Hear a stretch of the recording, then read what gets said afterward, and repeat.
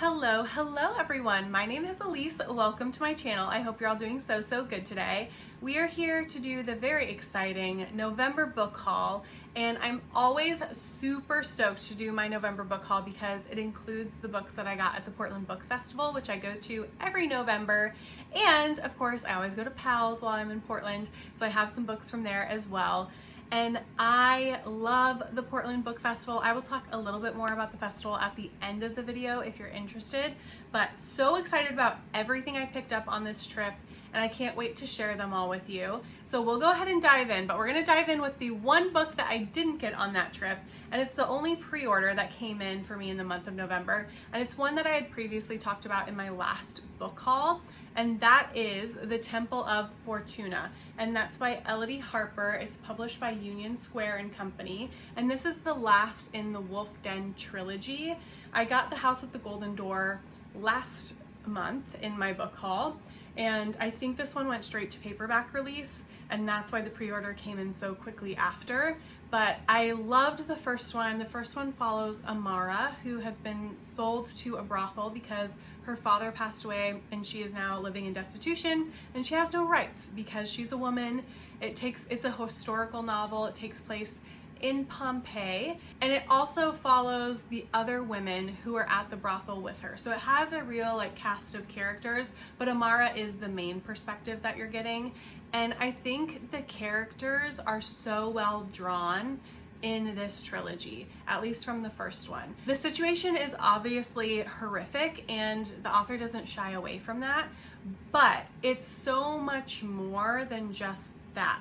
The characters, despite their situation, still have a real sense of agency about them, which I think is really complicated and nuanced, and they're still trying to make a lot of decisions and scrap their way out of their situation, especially Amara. And sometimes the decisions they make are very bad ones, and they are complicated, and that's okay.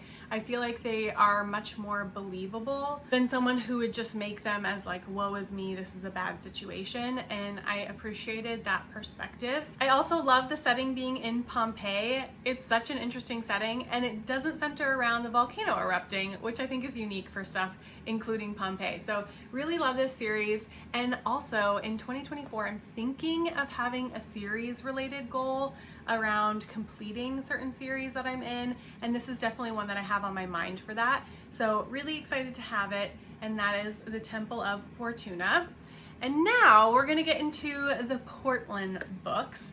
And I'll just say, I'm very excited with myself because there's only 9 books in this book haul in total, which is way less than last month because my book haul was massive. So I was very well behaved on this trip, and I'm proud of myself. So let's go ahead and get into the books that I got at the festival. The first one is Empty Wardrobes. This is by Maria Judite de Carvalho, and it's translated by Margaret, Jull, Costa, and I think it's translated from the Portuguese. This is published by Two Lines Press, and they're at the book expo every year at the festival, so I always stop by their table. I was, in all honesty, looking for the one book in the Calico series that I don't have, but they didn't have it available. So I picked this up because it's been on my to buy list for a while and I just haven't pulled the trigger.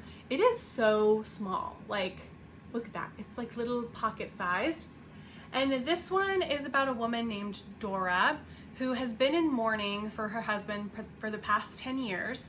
And then all of a sudden a secret gets revealed by her mother-in-law that maybe her husband wasn't the beloved man that she thought he was.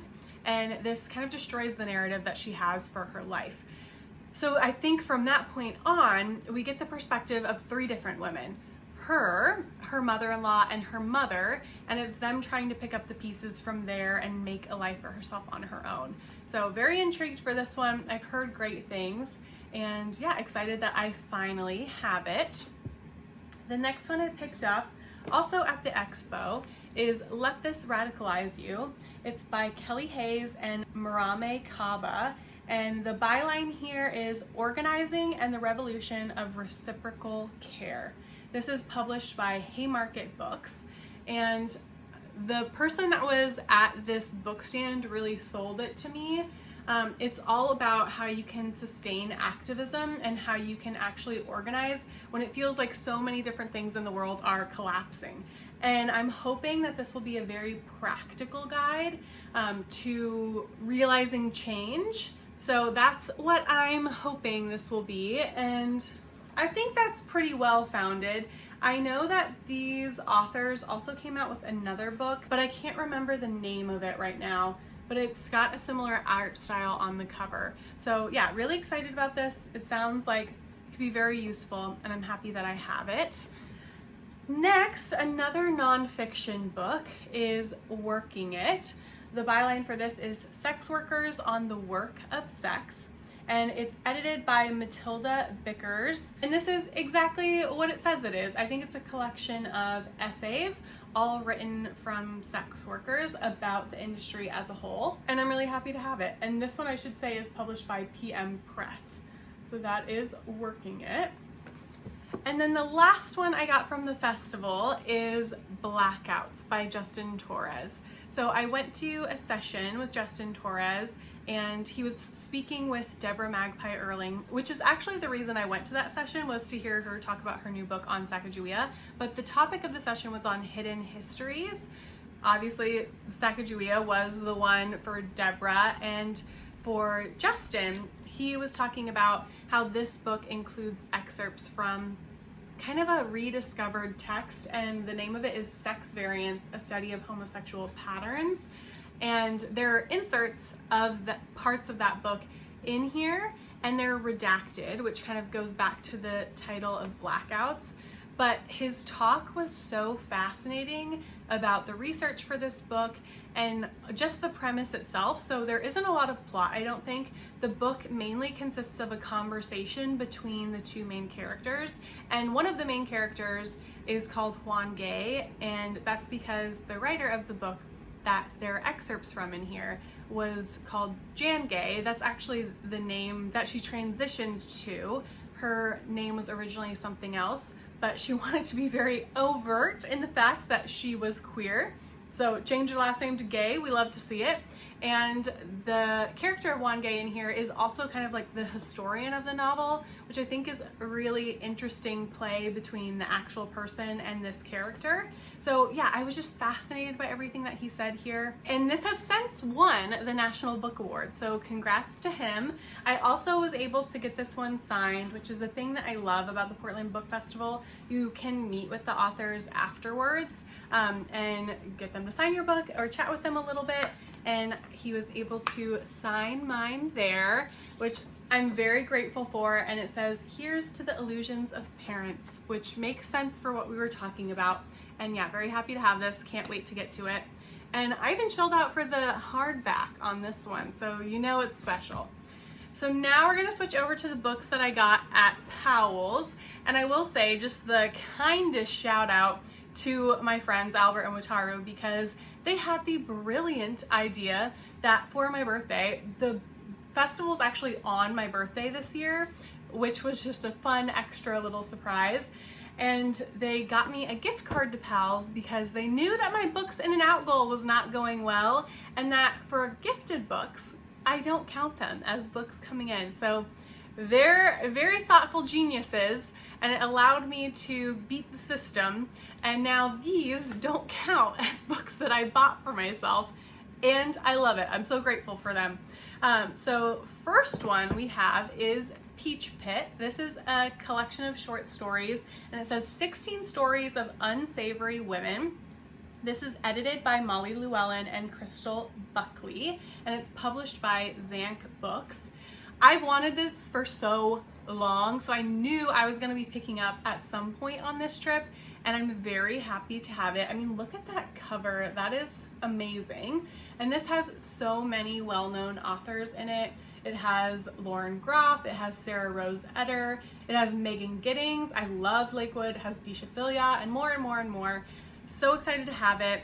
I don't know if I'm going to be able to get to it this year, but I really want to, so we'll see if I can fit it in. But excited to hear about some unsavory women, and that is Peach Pit. Next up, we have a book that I was also going to buy in December because I wanted to read it around Christmas, and that is A Merry Little Meet Cute. This is by Julie Murphy and Sierra Simone, and it's published by Avon, which is an imprint of Harper Collins. And I really wanted to read this last year in December, but it came out in hardback and I wanted to wait for the paperback to come out. So now I finally have it. And this one follows a woman who works in porn, and she gets cast in kind of like a Hallmark Christmas movie, very like feel good, very PG. And she gets cast with a previous boy band superstar that is trying to get his career back on track.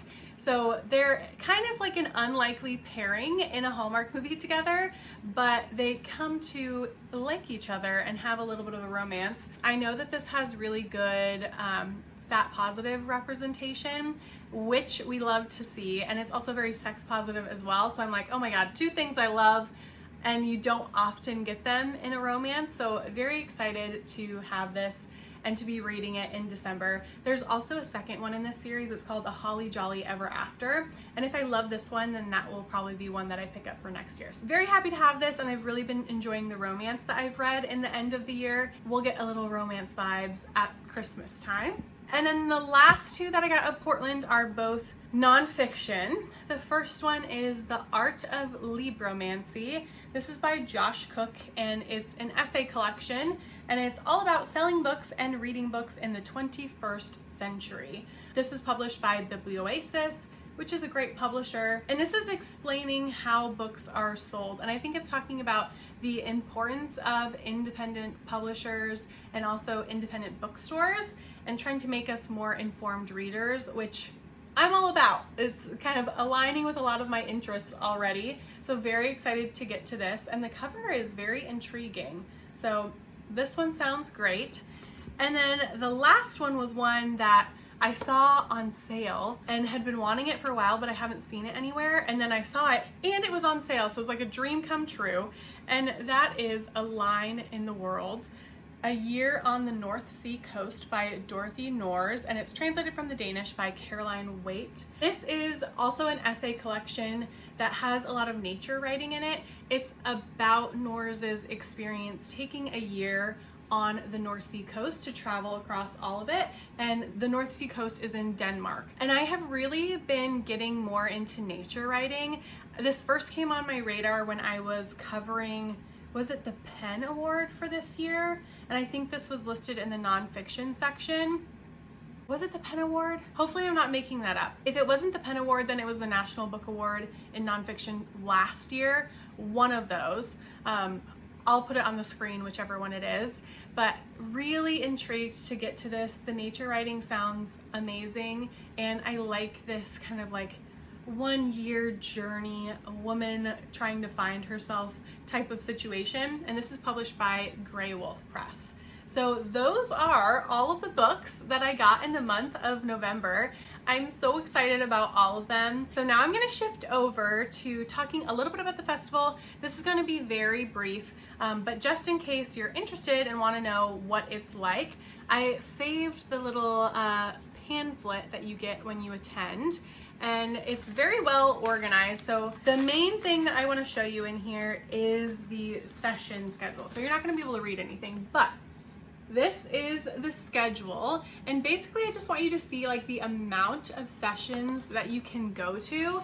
There's always multiple at one time that I want to go to, so I can't hit everyone that I want, but there's so many good ones. So for example, some of the other ones that I went to the one titled Women's Work, and this was a conversation between Jasmina Barrera, who wrote Cross Stitch, that got published with Two Lines Press, and then Michelle Wildgren, who wrote Wine People, and they were talking about women's work. So cross stitch and wine, kind of being in the service industry, and they had a wonderful conversation on the role of women's work and how it often isn't valued as much as what we perceive as like more gendered men's work, and how that's a problem. Plus, both of their books sound fantastic, so that was really interesting. And I also went to a session that featured 2 short story collections. This one had the theme of survival skills, and as you can imagine, kind of incorporated survival skills in one way or another. It featured Kathleen Alcott, who came out with the collection Emergency, and Vahini Vara, who came out with the collection This Is Salvage. And Vahini Vara was actually a finalist for the Pulitzer earlier in the year. So amazing to get to hear her speak as well. Both of the collections sound fantastic. And this one was moderated by Kimberly King Parsons, who I've seen moderate before, and she is so funny and dark. She's a fantastic moderator, and they had a wonderful conversation. Both of the authors are very different from each other, so it was fascinating when they would get asked questions to see how different of a process they have for writing short story collections. And it talks a lot about they talked a lot about the short form, and both of the collections feature women who are having to survive anywhere from horrific to funny to dangerous situations, and loved that talk as well. So that's just an example of the type of sessions that you would get there. There's always tons of big names at the session, and it's just really, really fun to go to. So I would highly recommend. Like I said earlier, there's also a book expo. So a lot of publishers will have a table there, and you can buy books with them and ask them questions, which is another great aspect of the festival. It's usually divided between like children's and YA on one floor, and then another floor is dedicated to adult. That's a very brief overview of the festival, and I hope that gives you an idea of what you might expect if you're interested in going. And if you have read any of these, please let me know what you thought of them, or if you're interested, let me know why you're interested in them. And as always, feel free to let me know the books that you got in the month of November, and I will see you all in a video soon. Bye!